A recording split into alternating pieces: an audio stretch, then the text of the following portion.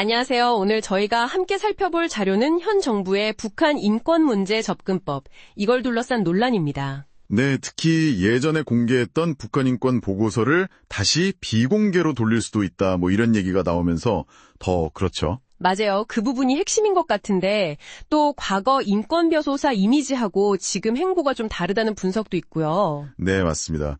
그래서 오늘 그 배경하고 의미를 좀 깊이 들여다보려고 합니다. 이 복잡한 사안을 이해하시는데 좀 도움이 됐으면 좋겠네요. 그럼 가장 뜨거운 쟁점부터 시작해볼까요? 그 전 정부에서 처음 공개했던 북한 인권 보고서 말이에요. 이걸 다시 비공개로 할지 검토 중이다. 이게 첫 번째고, 네. 또 최근에 대통령이 북한 인권 얘기하면서 인도적 지원 쪽으로 무게를 싣는 듯한 그런 발언이 있었잖아요. 그렇죠. 이게 그냥 보고서 하나 공개하고 말고의 문제가 아니라 좀 더 근본적으로 북한 인권을 어떻게 볼 거냐, 여기에 대한 시각 변화 가능성을 보여주는 거 아니냐, 이런 해석이 나오는 거죠. 네. 특히 그 주민들의 자유권 문제 있잖아요. 여기에 대한 언급이 좀 줄어든다는 점, 이 점을 많이들 지적하고요. 그러다 보니까 이제 과거 인권 변호사 정체성 얘기가 나오는 거군요. 네네. 2006년 성남시장 나올 때부터 2022년 대선까지 쭉 보내니 인권, 약자 보호 이런 걸 엄청 강조했었잖아요. 그렇죠. 선거 공보물 같은 데서도 많이 봤고요. 근데 정작 가장 상황이 심각한 그 북한 주민들의 자유권 문제, 여기에 대해선 왜 이렇게 조심스러울까? 이게 좀 모순 아니냐? 이런 비판인 거죠. 그 지점이죠.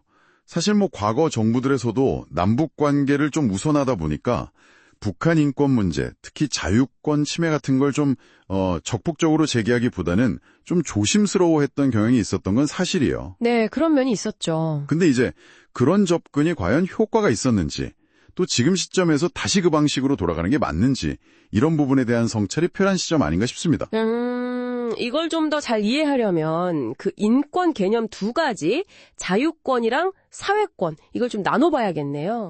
네. 중요한 포인트입니다. 자료 보니까 자유권은 표현의 자유, 집회의 자유, 이런 시민적 정치적 권리고, 사회권은 생존권, 교육받을 권리, 의료 접근권, 이런 경제 사회적인 권리인데, 맞습니다. 북한 같은 일부 나라들은 이 사회권을 내세우면서 자유권 제한하는 걸 좀 정당화한다, 이런 거죠. 정확해요. 북한뿐 아니라 중국, 베트남, 쿠바 이런 나라들이 그렇죠. 소위 우리식 인권이라고 하면서 국가가 먹고 살게 해주는 거, 교육시켜주고 치료해주는 거, 이런 사회권 보장이 인권의 핵심이다, 이렇게 주장을 하죠. 그러면서 이제 개인의 자유권은 약간 서구적인 거다, 혹은 체제 안정에 방해가 된다, 이런 식으로 좀 제한할 수 있다고 보는 경향이 강하고요. 노동신문에 나왔던 말 있잖아요. 사회주의 인권은 적대 분자들에게까지 자유와 권리를 주는 초계급적 인권이 아니다. 딱 이 시각이죠.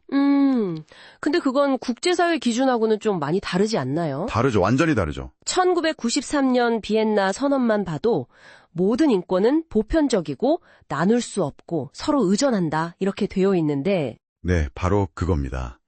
국제사회의 보편적 입장은 사회권이든 자유권이든 어느 하나가 부족하면 온전한 인권 보장이 아니라는 거죠. 그럼 북한이 우리식 인권으로 사회권을 보장한다고 주장해도 사실상? 검증이 어렵다는 게 가장 큰 문제죠. 자유권이 없으니까요. 언론의 자유, 결사의 자유 이런 게 없는데 정부가 정말 사회권을 제대로 보장하는지 밖에서는 알 길이 없는 거예요.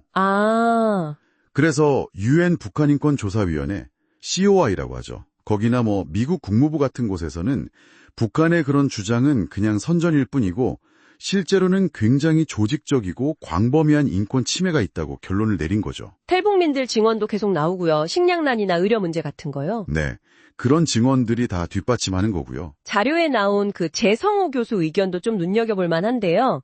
네, 재 교수님 의견 중요하죠. 보고서를 비공개하면 이게 국민들한테 북한 인권 현실, 그거 외면해도 괜찮아, 이런 잘못된 신호를 줄 수 있다. 오히려 투명하게 공개하는 게 변화의 시작이다, 이런 주장이셨죠? 맞습니다. 그리고 또 사회권이랑 자유권은 절대 분리하거나 어디가 더 중요하다고 서열 매길 수 있는 게 아니다. 서로 연결된 권리다. 이걸 강조하셨죠. 네. 특히 사회권만 앞세우는 접근법.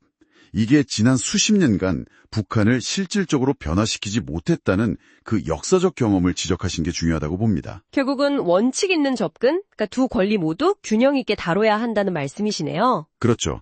그 균형점을 찾는 게 핵심 과제라고 할 수 있겠습니다. 네, 오늘 저희가 북한 인권 문제에 대한 현 정부의 접근법, 또 그 배경에 있는 여러 논점들을 살펴봤습니다. 인권 변호사라는 과거 정체성과 현재 정책 방향 사이의 어떤 긴장감 같은 것도 느껴졌고요. 네. 그리고 자유권과 사회권이라는 그 두 인권 개념이 어떻게 충돌하고 있는지, 또 국제사회의 보편적인 기준과 북한식 인권 논리가 얼마나 다른지도 다시 한번 확인했죠. 맞아요. 북한과의 관계 개선이라는 어떤 현실적인 목표하고 또 인권 증진이라는 보편적 가치 사이에서 균형을 잡는다는 게 참 어려운 문제인 것 같습니다. 정말 어려운 숙제죠. 앞으로 이 균형을 어떻게 잡아갈지 계속 지켜봐야 할 것 같네요. 네. 그럼 오늘 논의를 바탕으로 당신께서 한번 이런 질문을 던져보시면 어떨까 싶습니다. 국가가 집단의 이익이나 체제 유지 같은 이유로 개인의 아주 기본적인 자유를 제한하는 것, 이걸 과연 어디까지 용인할 수 있을까요? 특히 그 대상이 외부 세계와 거의 단절된 채 고통받는 주민들이라면 우리 밖의 세계는 어떤 역할을 해야 할까요? 답이 딱 떨어지는 질문은 아니겠지만 계속 고민해볼 가치는 충분히 있는 것 같습니다.